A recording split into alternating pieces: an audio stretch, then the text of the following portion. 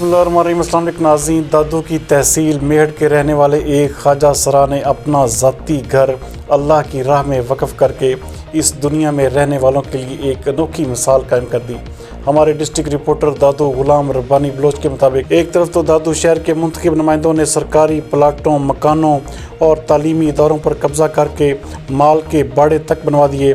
دادو شہر کے ہی M P اے غلام شاہ جیلانی کے بھائی صالح شاہ اور دوسری جانب ایم پی اے پیر مظہر الحق کے قریبی ساتھیوں نے بھی دادو کے مشہور قبرستان میں پرانے مزارات کو بھی رات کے وقت مسمار کر کے اپنے مکانات تعمیر کر لیے ہیں، جبکہ دادو انتظامیہ ان تمام امور پر خاموش تماشائی بنی رہی۔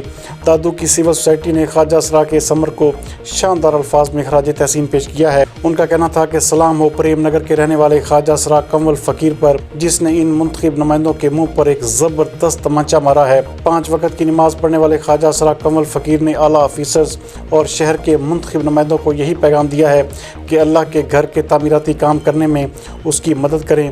اس کا کہنا تھا کہ اللہ کا گھر دیکھ کر مجھے سکون ملا ہے۔ اس کا مزید کہنا تھا کہ جب تعلیم قرآن کا درس اس میں ہوگا تو مجھے اور بھی زیادہ خوشی ہوگی۔ یقیناً ناظرین، ہر روز دین کی دعوت دینے والے اس خواجہ سرا نے اس دنیا کے لیے ایک انوکھی مثال قائم کی ہے۔ سب کچھ اسانجو پانجو آ ماں اللہ جے راہ میں جاں تھی، جن کے بھی رب سائیں توفیق دے مجھو گھر ٹھہرائے، اللہ جو گھر ٹھہرائے۔ مجھے دل جی تمنا یہ آئے، مجھے دل جی امید مالک سائیں پوری کندو۔